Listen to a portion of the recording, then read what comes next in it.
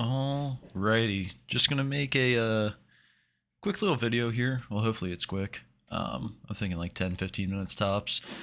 Just talking about some Mega Pokemon and what we're doing with this next season. So I built two like sets of like Megas here, um, that I think kind of like those 12 kind of round out basically everything you see through Mega Pokemon. Um, So, okay, we'll just go with what is a Mega Pokemon. A Mega Pokemon has to hold an item that is specific to its base Pokemon. So when Lopunny holds a Lopunite, it will allow it to Mega Evolve in battle. Um, Basically, this is like every time a Pokemon Mega evolves, it gains 100 stat uh, points to its base stat total, and they get dispersed in different ways. So, like with this, like Lopunny gets a massive buff to its attack and speed, but doesn't really get anything in defenses or HP. Aldino does not get a whole lot of that buff into special attack or attack, but now you can see it has 126 base defense and special defense and 103 base HP. It becomes extremely bulky. Um, Charizard, same deal. Its speed actually stays the same, and this is the same with Charizard Y as well. Base Charizard is 100. Mega X and Mega Y both keep like the 100 base speed, but Mega X gets a massive buff to its attack. It gets the Tough Claws ability after Mega Evolving, and then overall bulk increase as well. So the main thing to know with Megas is that their moveset is exactly the same as their base Pokemon. There is nothing that you have to like relearn. Um, with Scissor, like that everything that base Scissor gets, Mega Scissor gets. No Pokemon gets any sort of additional moves. With National Dex opening up, it does open up a couple moves that we did not have access to last season, specifically Pursuit and the Hidden Powers. And let's see, I think in Scissor's case it also gets Bug Bite. Yeah, it does. That's no longer a move in Gen 8, but we're allowing that in this season. So, okay, let's go back to the Megas. I will make another episode on new moves and kind of mechanics and stuff. But for Megas in general, these are some good examples of how like Mega Pokemon are strong and why they're in different tiers. So with tier 1, what we have right now is Mega Diancie, Mega Glade, Mega Lopunny, Mega Mawile, and Mega Scissor. Considering Mega Alakazam, but without Nasty Plot, I don't know. I gotta chew on that a little bit more. But why? So why Lopunny and Mawile and Scissor? Why are these you know super strong? Why are they in this top tier? So if you look at Lopunny, it can come in and not get paralyzed because of its base ability, but then it gets scrappy after Mega Evolving. So it's a normal and fighting type Pokemon that can always click normal and fighting type moves, right? Even if you have a ghost type, scrappy means that normal and fighting type moves can hit it. Which means off of a base 136 attack stat and a base 135 speed, which is faster than Coco, you can get a quick fake out off, get a little chip, and then throw off a massive close combat or frustration. Trying to see if it gets anything else. Oh yeah, so Baton Bass, huge. It gets momentum other than U-turn. Say there's something that you just don't want to hit for whatever reason. Maybe you are expecting a Rocky Helmet. You can run Baton Pass instead of U-turn. Another thing you can do is run High Jump Kick over close combat. 130 base power fighting move hits like an absolute truck. It gets fairy coverage. It gets Magic Coat, which is a really cool move. That if, say, you try to set up Stealth Rocks while Lopunny's on the field, it can Magic Coat those and send them back to you. It gets a lot of like support moves with Thunder Wave and Toxic right here. Obviously, U-turn's really solid. base Lopunny is cool for switcheroo, but you can't switcheroo a Mega Stone. Mega Stones also cannot be knocked off, which is another reason why Megas are pretty solid. Quick attack for priority, power up punch to boost its stats. So Mega Lopunny in general is just very consistent, and like there's not a whole lot of like surprise factor, I would say, with Mega Lopunny, but it's so fast and it hits really hard that it definitely would feel outclassed. Like it would be definitely a step above everything in tier 2. So that's why that's pretty consistent. And so this is one of the tier things I've been looking at from like previous draft leagues and whatever, and kind of where they're ranking stuff.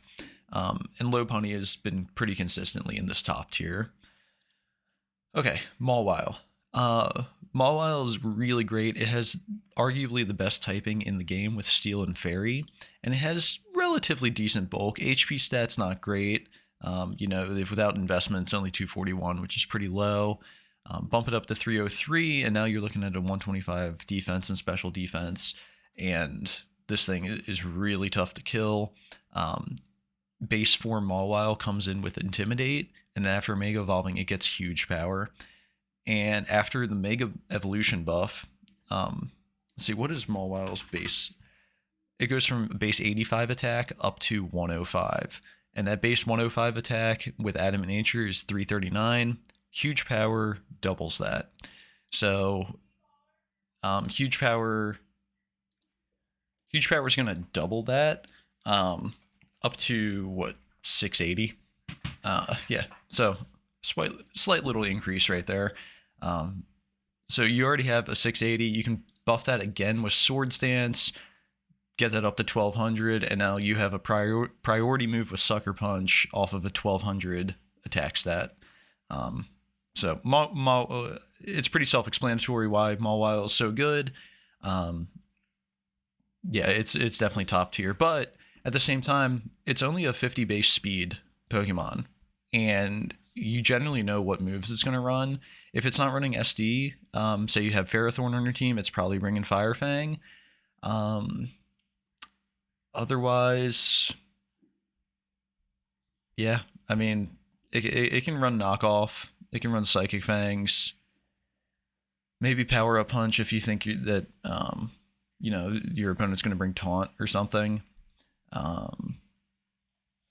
Yeah, Thunder Punch as well if they got like a really bulky water type that you need to hit super effectively. But kind of based off of your team comp, you're going to be able to predict Mawile's moves pretty easily, and then ideally have something faster than base 50 speed that can put it under threat. Going to Scissor. Scissor's really interesting. I think it has a good Nat Dex thing here. Yeah. So it has a bunch of different sets that it can run. It's so versatile that it can be your defogger. It can be a special defense tank. It can be a sword stance setup beast. It has a ton of options. And I mean, you just look at the stats. 150 base attack, 140 defense, 100 special defense. Like, I mean, it's so good. Regular Scissor's already in OU. Mega Scissor going to bump that up to tier 1 for sure. Same deal though. It's the same typing as Scissor, same ability. It can't be choice banded, so choice banded base Scissor actually does hit harder than Mega Scissor. But choice banded base Scissor can't sword stance, right?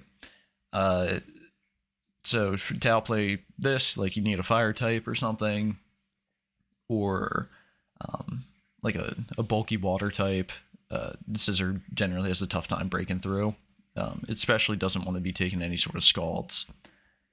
So these are some pretty cut and dry examples of why they would be in tier 1. But honestly, I don't think any of them are really scarier than like a Cinderace with Libero, a Protean Greninja, Landorus Incarnate with Sheer Force, Dracovish, Mr. Fish. I'm more scared of those than any of the Megas in tier 1. Yeah, that's just kind of how I feel about that. The only Mega in Tier 1 that I'm considering putting in there would be Mega Alakazam. Here, I can pull that up.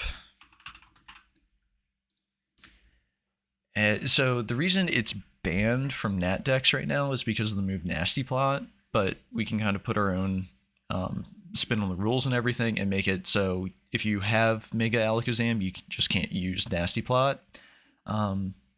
So yeah, it gets Trace after Mega Evolving, so you can switch in with Magic Guard and not take any sort of hazards with base Alakazam, and then when you Mega Evolve, you get Trace and you copy the opponent's ability. Really cool. There was a guy in Draft League a couple years ago when I think it was Gen 6 when Gale Wings Talonflame was really common, and Gale Wings you didn't have to be at full health for it to activate. So he was able to switch in, trace the Gale Wings, and then he used Hidden Power Flying to be faster than Talonflame and then smoke it. So there's a lot of cool text that you can do with Mega Alakazam. That one was just my favorite. But this is Alakazam. It's pretty straightforward, and without Nasty Plot, it's still hidden off of a 175 base special attack stat. So you are sacrificing a little bit of power, but that power is what was making it broken. If this is in Tier 1, I would say this is probably the top tier of the Megas. Obviously you don't want to be taking any sort of hits with it, right? It's super frail, 55 HP, 65 defense. But it does have a lot of really cool support moves, like Encore. I think it gets Taunt. Yep, Knockoff. So you can do a lot with this. Teleport from Momentum as well. Not that you really want to teleport with Alakazam, but it does force a lot of switches, so you at least can get some momentum to do that.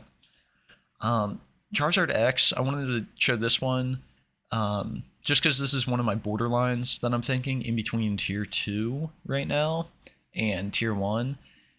This and Mega Medicham are pretty high up there on where I'm at with Tier 2.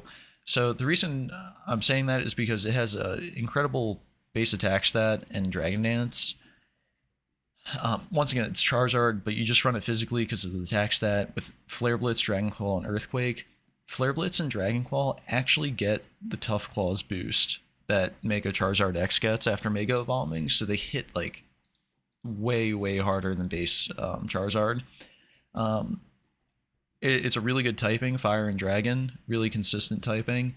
The only thing, though, is with both Mega Charizards, they have to be holding their Mega Stone, which means that it's losing out on heavy-duty boots.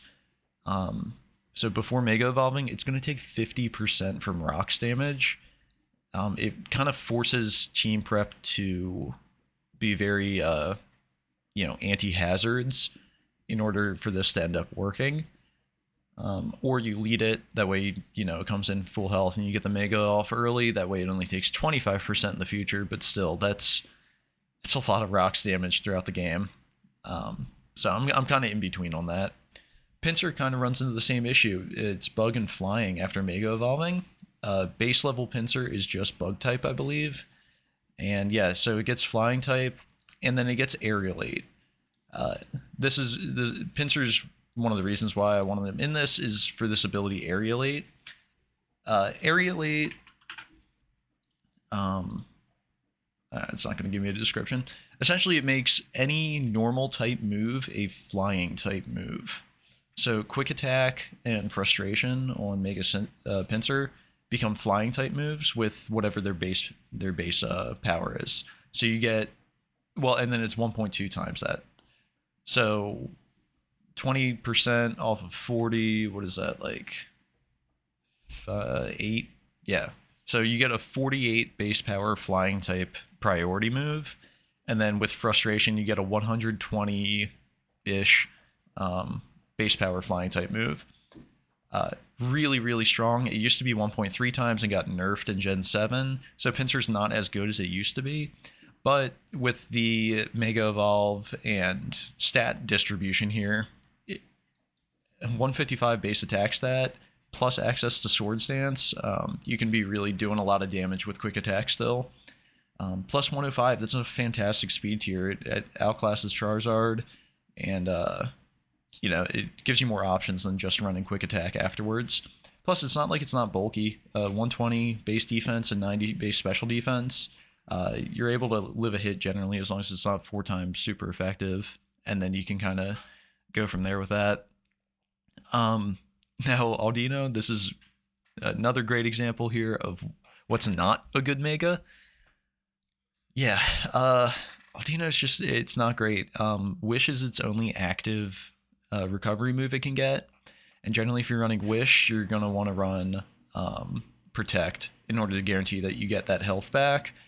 Because once Aldino Mega Evolves, it loses its Regenerator and it gets Healer. Healer's a good ability, but the synergy between Wish and Regenerator is extremely strong. And since we're going to have to turn Mega Evolve on turn 1, you're not going to be able to go in, Wish with regular Aldino, switch out into something else to catch the Wish, and then come back in with Aldino's regenerated health. Can't do that. So Healing Wish is probably going to be the option that we see on Aldino. And what Healing Wish does is it kills the user, but when you switch in, the next Pokemon is fully healed, and that happens before they take hazards damage. So if you have like a 12% Charizard or something without its boots on, if you Healing Wish it with Aldino, and then you switch Charizard in and rocks are up on the field, Charizard goes up to 100% health, and then it goes back down to 50 after the rocks damage. So Healing Wish is extremely strong. It's one of my favorite moves, especially on Jirachi. But the issue is, like, I don't think I can justify picking up Aldino just for Healing Wish. I might. I mean, Aldino does have a lot of cool coverage moves. If you look at the typing, Normal and Fairy, Steel types are going to want to switch into this. Well, I get Flamethrower, I get Focus Punch, I get Drain Punch. Not that I want to hit anything off of the 60 base attack stat. So the fire options are probably the better ones. If somebody has Heatran, maybe I run Hidden Power Ground.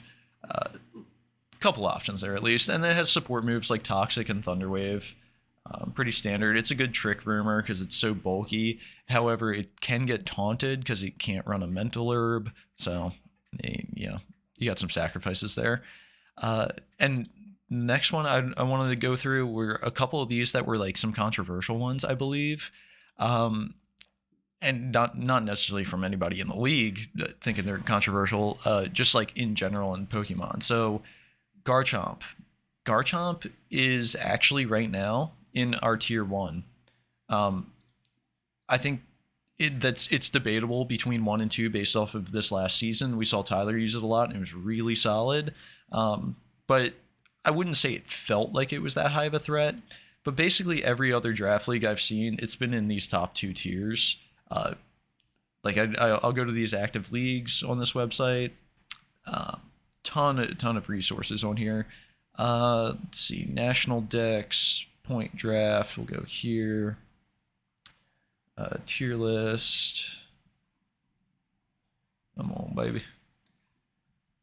Okay, well, I chose the wrong one because this one has Ubers. All right. What was this is a good one. This is pretty much the one I based a lot of my stuff off of. But we see Garchomp right here, once again in the top 3 tiers. It's a 17-pointer, up to total of 19. But yeah, it's right up here with the best of them. So, and it's been pretty consistent up there as well. I think it makes sense in tier 1. It definitely feels like a very, very strong tier 2. I mean, it's just a good Pokemon in general. Okay, all of that is to say, Garchomp Mega, actually worse than regular Garchomp.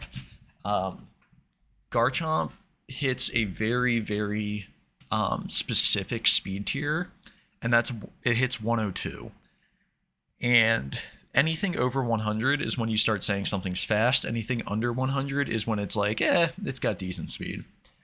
Well, it loses 10 speed points in Mega Evolution in order to buff up all of its other stats. Now it hits, Mega Garchomp hits way stronger than regular Garchomp.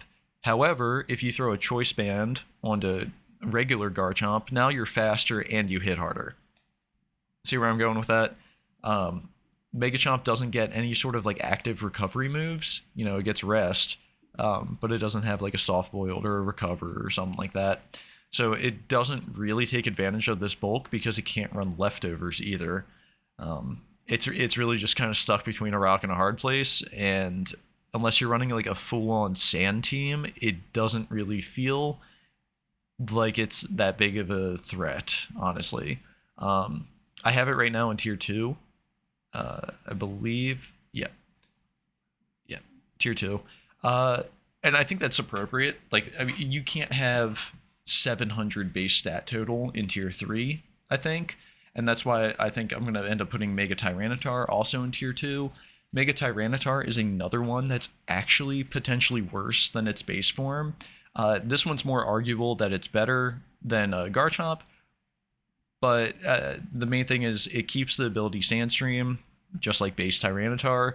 So, you know, off of your 71 base speed, say you switch in and there, you guys both lead Mega Charizard Y and Mega Tyranitar. Well, Mega Charizard Y, like in that situation, Y is faster than Tyranitar, so the Sandstream will end up staying on the field. And then Y Mega Evolves gets the drought up. Well, if you Mega Evolve back, then the Sandstream comes back up. So that's why it's useful that it has the same ability when it Mega Evolves, because you're able to maintain control of the weather, even if there's another Mega out there that will change it, like Abomasnow, or I don't think anything else changes other than those three, Tyranitar, Charizard, and Abomasnow. I could be wrong, but I think it's just those three. But yeah, so you have kind of like timing control on weather as well. If you think like Pelipper might switch in, then you can Mega Evolve, get your sand up. Just, you know, things to play around with that. Huge stats. Really tough to deal with. Same great moveset as always with Tyranitar. It just is always held back by this rock and dark typing. Really tough defensively, even though it has fantastic defensive stats. Not a ton of resistances, and a bunch of weaknesses. One thing that is really solid with Tyranitar is its access to Pursuit. Latios and Latias I definitely see getting picked up this season. They're way too versatile not to be picked up for 2 seasons in a row, in my opinion. But Pursuit, basically Tyranitar's fat enough that it can eat a hit from any sort of psychic type that doesn't have like Focus Blast coverage. Or if something you know is like choice locked into something, you can go into Tyranitar, basically forcing the switch out, and then you get to hit it with a Pursuit, and it hits it twice as hard. Pursuit's just such a solid move. It hits anything that U-turns, it teleports, or hard switches. You know, if you're getting off of the field and you're doing it before Tyranitar moves, then you're getting pursuited and dying. It's really sick. Really great, like Latias and Latios counter. But yeah, Tyranitar is one of the ones that is arguably worse in Mega form. Choice Banded Tyranitar and Choice Scarf Tyranitar both have a lot more versatility now that it has Pursuit. You kind of get away with some stuff. Sharpedo I listed on here since we're doing turn 1 Megas. Sharpedo generally is a lot stronger if you can get a speed boost off first. So what people would do, they'd run Protect, and then they'd run like Waterfall, Crunch, Psychic Fangs, just for rounding out the coverage or something. Well, you can't necessarily do that now. Well, I mean, you can still run Protect whenever. Feel free to. I'm happy with people running that because I think it's a waste of a move slot in singles unless you're running Wish. But you have to Mega Evolve on turn 1. So unless you switched Sharpedo in with its crap defenses into a move, it's not going to get the speed boost up. Which is pretty significant. Now, Mega Sharpedo still hits base 105 speed, so it's not like it's slow, and it does not need the speed boost for it to be effective, because Strongjaw 140 base attack is hitting absolutely ridiculously hard. Plus, it gets all of like the Fang like coverage moves, Ice Fang, Psychic Fang, so it can take advantage of that Strongjaw. but this is one that would have really benefited from not being Mega Evolved on turn 1. But I think it's important that we do that, especially with Sableye. Sableye gets Magic Bounce, but it can do a lot of shenanigans with Prankster before it Mega Evolves in like regular play, like Will-O-Wisp, Thunder Waves. Oh, it actually doesn't have access to Thunder Wave. All right, well, Will-O-Wisp, Toxic, Trick. It can do like a bunch of stuff to mess around.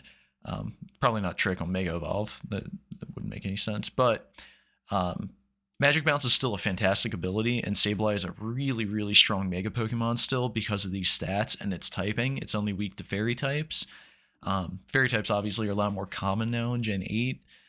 When this got released back in Gen 6, it was very, very difficult to deal with. It was like a staple of every stall team, but it's still really good in stall because you can't, with Magic Bounce, unless you have Mold Breaker, you can't get a status off onto Sableye unless you're, attacking into it.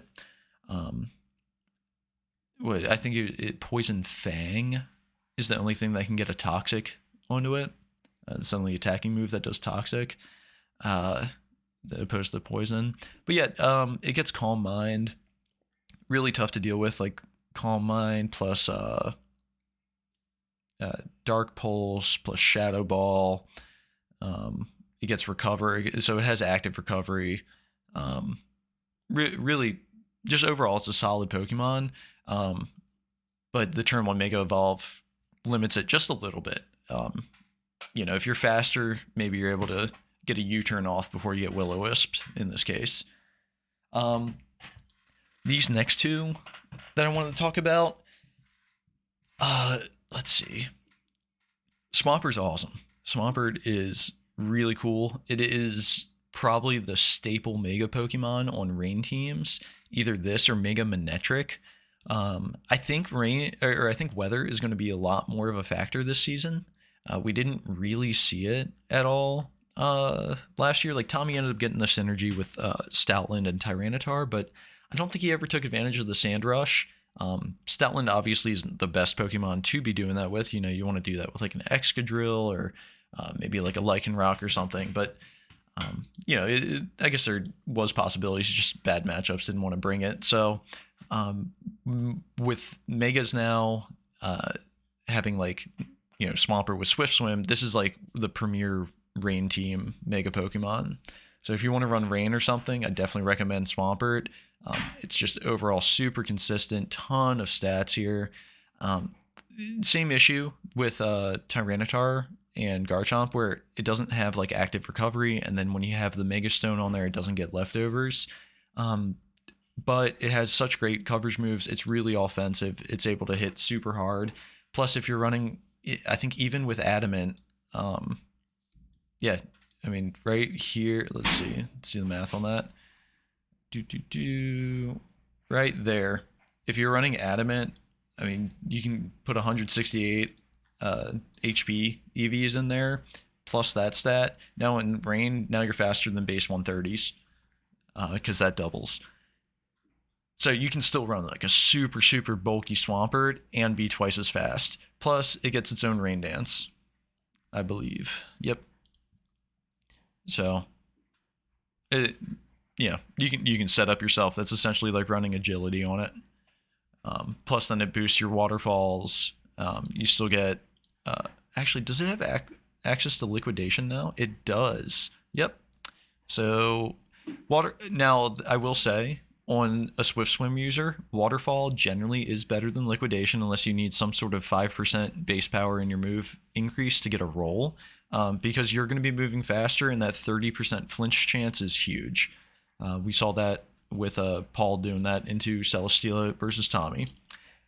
And finally, I just want to talk about Beedrill real quick. Beedrill, really, really, really bad Pokemon.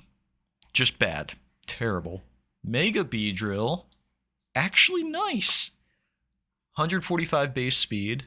We're looking at that's Zero Aura levels. Yeah, it's faster than Zero Aura, which I think it means it's faster than Dragapult. Nope, that. Dragapult's illegal in that text. That's hilarious. Yep. Yep. So it's faster than Dragapult, faster than Zeraora, um, which is crazy. Then it gets adaptability. So what adaptability does is it makes all of your moves that are the same type as you uh, do, do, do, even stronger. So let me go here. Adaptability. So the same type attack bonus is 2 instead of 1.5. And that's massive, especially when Beedrill gets moves like, where's the poison move? Does it just only get poison jab? Okay. Yeah. All right, poison jab's still fine. Poison jab, X scissor, adaptability U-turn. Just awesome. Bug and poison, decent coverage, but you generally end up running like drill run with it in order to hit steel types for some sort of effectiveness. Also gets brick break, knockoff, great coverage move. It gets outrage. That'd be really funny to see. But it also can set itself up with sword stance and tailwind, so it's got a lot of options and agility. Yeah, Mega Beedrill is actually pretty solid. And where do I have it right now? I have it in tier 3, which I think is appropriate. If you look at the stats, Beedrill dies to basically any hit. It has a very, very hard time surviving. Looking at some of the other tier Pokemon here, I'll just touch on a couple of these. Aggron and Altaria, very, very solid defensive Pokemon in this tier. If you need, like, you're building your team, you're like, oh, I'm kind of running out of, like, I just want hyper offense. I could probably use some sort of defensive pivot. Either of those are really solid options. Same with Sableye. Now, Absol, Houndoom, Sceptile, Manectric, Sharpedo are all kind of glass cannons. They don't have a great amount of bulk. Manectric does a little bit because it gets Intimidate, which is pretty cool. But yeah, in general, the rest of those are pretty offensive. Beedrill obviously is going to die to basically anything. Over here in tier 4, and let me slide this over a little bit. I kind of broke these up into like 2 different tiers within the tier. I think these 3 are significantly better than these 4. Ampharos, Steelix, and Glalie, I think, are more versatile with their movesets. Ampharos can do some weird shenanigans. It kind of sucks that it only gets access to Dragon Pulse. When it Mega Evolves, it becomes Dragon type, and it doesn't have access to Draco Meteor. It's kind of the same issue that Sceptile is having. Dragon Pulse just isn't as strong of a dragon move, and you kind of lose out on some stab coverage then. Glalie's cool because of Refrigerate. That's the same thing as Pinsir's Aerialate, except it makes all of its moves ice type. So once again, Glalie gets Explosion. Well, now you can't counter it with a Ghost type. It can just blow up in your face with an ice type explosion. That's even boosted off of a 1.2 times multiplier. Steelix, incredibly strong defenses, really consistent stealth rocker. I don't know. I've seen this one up in tier 3. I don't think it does nearly enough offensively for it to be warranted up here. A lot of these actually can do multiple things, like Aggron can do offensive stuff.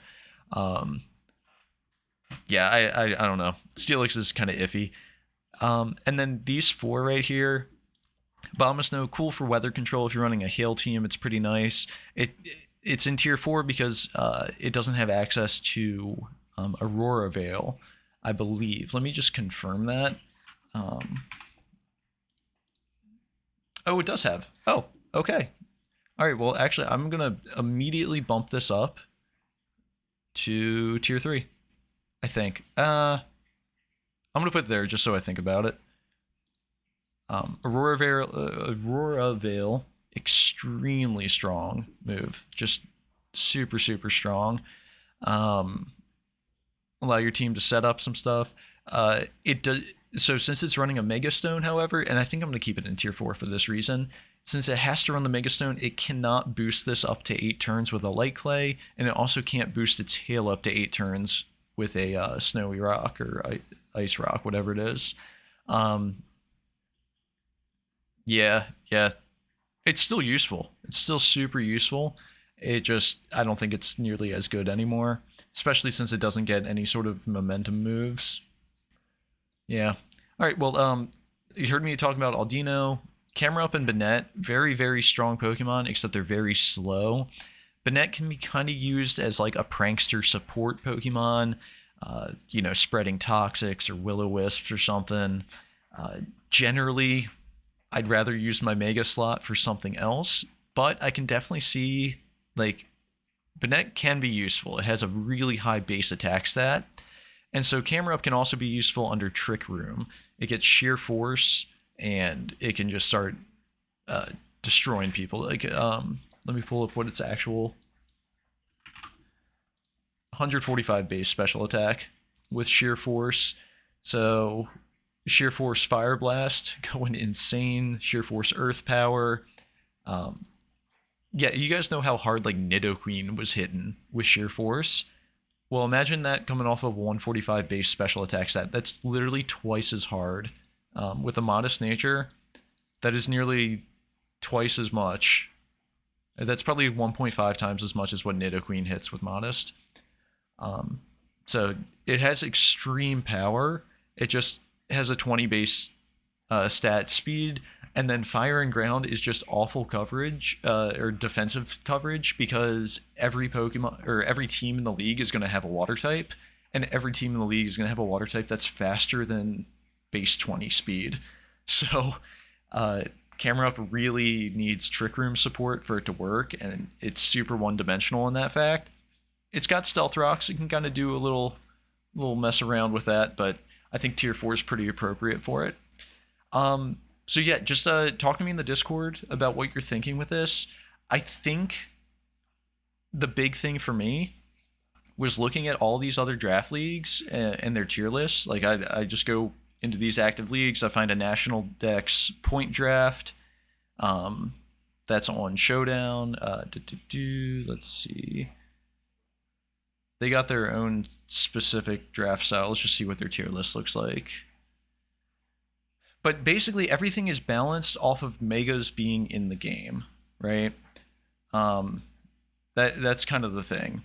So I think with this, it just makes it easier and more consistent for what everything else is tiered as that isn't Mega, because they've been put into this tier based off of a meta with Megas, if that makes sense. I saw Darmanitan is actually considerably a tier 2 in a lot of these. And that's probably because of how much bulk there is that the Megas add. And if every team has one Mega, they at least have one better answer to Darmanitan, which then makes it less strong of a tier 1. I personally do not think it should be in tier 2. I think it's completely outclassed. I don't know. I could be tripping and realize, like, if I pick it up, that it's extremely hard to use and that everybody else just always has an answer for it. I could be wrong about that, but I think that's going to stay in tier 1. But overall, I think Megas would be a good idea. If you guys look at this sheet, we are currently looking at roughly 700 Pokemon to draft from. Now, a lot of these are like, probably not going to get picked up. Marini, let's see, Clefairy, Chinchou. Like, these are not fully evolved Pokemon that are just in here just to be in here. Now, if you want to pick up one that I'm definitely thinking about is like Magneton. Magneton has a really high special attack stat still. It's not as good as Magnezone, but it does the same thing with Magnet Pool. And you can run a Violite on it instead of like Choice Specs. So, like, there are Pokemon in here that aren't fully evolved that are still useful. Thwacky, for instance, it's probably cut off, but yeah, it gets Grassy Terrain. So you can run Grassy Terrain Thwacky instead of Rillaboom. Now, is it going to hit as hard as Rillaboom? God, no. But you can still run some sort of set, maybe like a Grassy Seed or something. Still pretty useful.